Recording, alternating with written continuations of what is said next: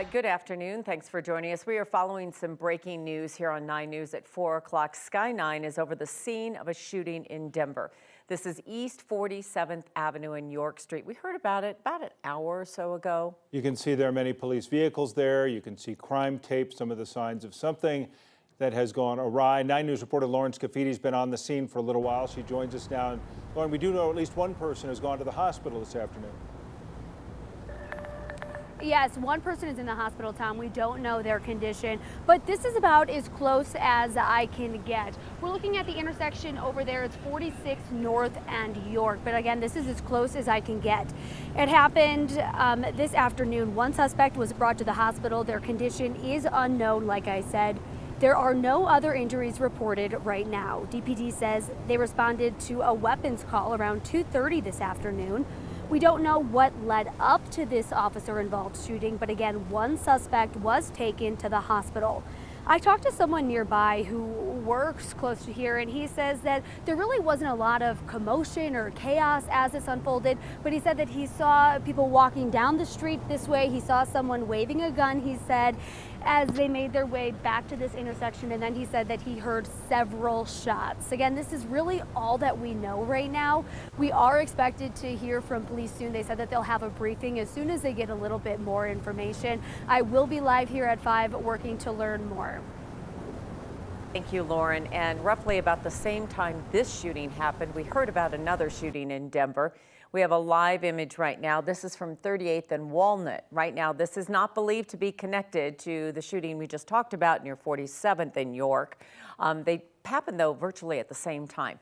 At this point, we only know one person is shot. We don't know anything about the condition of that person or what led up to the shooting, or if this person is considered a suspect. What we do know is that police were involved in some capacity. And that is just about a mile and a half away, so certainly something to keep an eye on in that area. We also have an all clear. This after a security threat at Brighton High School this afternoon. Brighton police saying multiple officers did respond. This after a student reported a potential threat on school grounds. There may have been other students involved off campus when all this took place.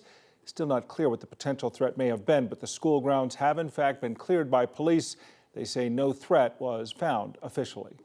An apparent murder-suicide in Aurora that police say started with the report of a missing woman. Police say they responded to an apartment on East Kepner Place about 11 last night. Yeah, it was a caller reporting his mother missing, saying that she never showed up to her housekeeping job yesterday morning. The woman's car, though, was found in the parking lot. Police tried to contact a person inside that apartment, couldn't, and then as they tried to go inside, heard a single gunshot. Once inside, police say they found one man dead from a gunshot. They also found a dismembered body. They've now identified those remains as 62-year-old Elena von Felt. Police say they believe that to be the woman who was reported missing. Her death has been ruled a homicide. Two medical experts took the stand today in the trial of the third officer charged in the death of Elijah McClain. Suspended Aurora police officer Nathan Woodard is charged with reckless manslaughter. Woodard was the initial officer who stopped McClain in 2019 and placed him in a chokehold after a 911 caller reported that he was wearing a ski mask and acting sketchy. McClain was not armed. He wasn't breaking laws. In a virtually empty courtroom today, testimony was nearly a repeat version of the witnesses and questioning we saw in the case of Randy Rodema and Jason Rosenblatt.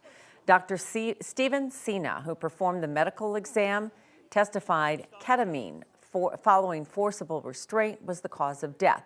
But as we saw in the last trial, Dr. Cina rode the fence, refusing to call the 23-year-old's death an accident or homicide. If I felt that the ketamine alone caused death, and I was certain of that, even without any kind of restraint, I would have called this an accident. However, being that there literally is no footage available of the early sequence events, including a sleeper hold, I'm still not sure if that could have played a role in. Being that I have a doubt that, I believe the restraint may have, could have, might have contributed to his susceptibility to the ketamine. I can't say it did. If I said it did, I would call it a homicide. Very similar testimony from Dr. Cin contributed to a split verdict in the first trial. We'll see how the jury deciphers the doctor's testimony in the weeks to come in this case. Woodard's trial is expected to last a few weeks and will be followed directly by the two paramedics who are set to go on trial in late November. Former DU basketball player Cin Porter pleaded not guilty today to the charges stemming from a deadly car crash. Porter facing charges of vehicular homicide, DUI, and reckless driving. He's accused of hitting another car at University in Bucktail near the DU campus after allegedly running a red light while driving drunk and speeding. The driver of that other car, Katharina Rothman, was killed. She was driving for Uber at the time. Cin Porter is the younger brother of Nugget star Michael Porter Jr. Cin Porter is scheduled to be back in court on November 30th. Taking another live look outside, you can't help but notice the trees. This is downtown, right from our tower cam near Spear and Logan. The trees continue to be bursting with color. Still no snow or wind to strip us of all that color on another warm October day. Wow, 80-something. I mean, I was watching the temperature in my car, Danielle. It truly is like you're thinking, this is September. It feels like it, absolutely. I know, but it still kind of looks like fall out there, but definitely feeling more like the summer season with those high temperatures back to the 80s today, and we're going to be there again tomorrow. In fact, tomorrow we could be breaking a record around here. It's bright, it's blue, it's sunny. Soak it all in while you can, because you know another storm system is around the corner. And yes, I do have a little rain and possibly some snowfall in that extended forecast. Outside, just gorgeous. This is our camera in Cheeseman Park, downtown Denver and beyond, looking so good. The foothills in the distance, highs currently sitting in the upper 70s out at DIA. A couple of degrees warmer off to the eastern plains. We're at 85 in Lamar with 70s in Kremling, Eagle up to Meeker, and about 79 in Grand Junction.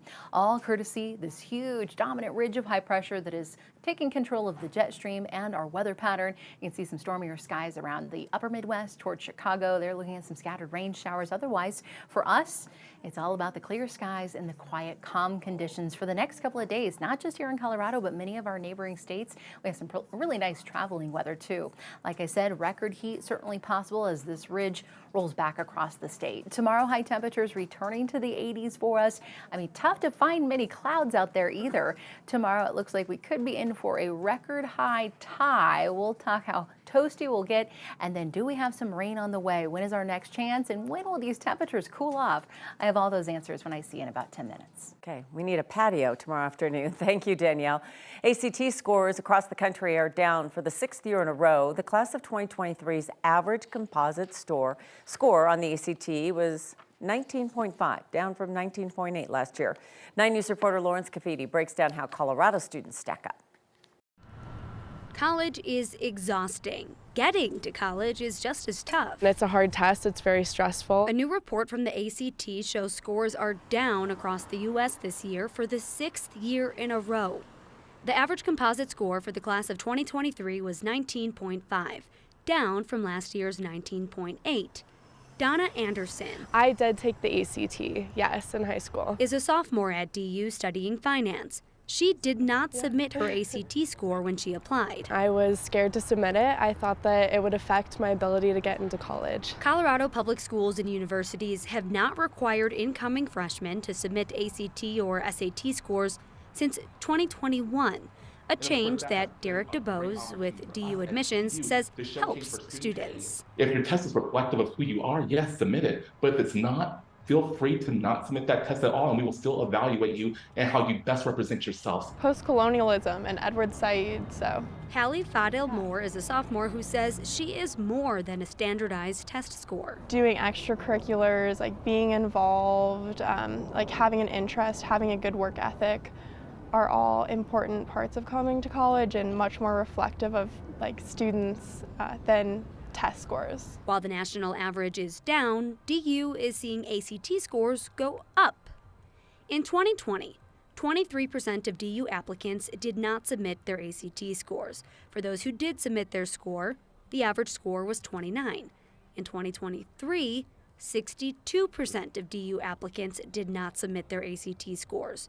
For those who did submit their score, the average score was 30. Because students are self-selecting to submit their tests, you're going to see a quality of student, or I should say a quality of test score that tends to trend a little bit higher. Some say that might be the reason scores across the country are down. Why would they try to study for it or try to get a good score on something that's never going to matter? One thing that cannot be measured with the test or a number, how hard Donna worked to get here. Yes, I love DU, yeah. I'm very happy. That was Lawrence Cafidi reporting. The average ACT score in Colorado this year was 24.5.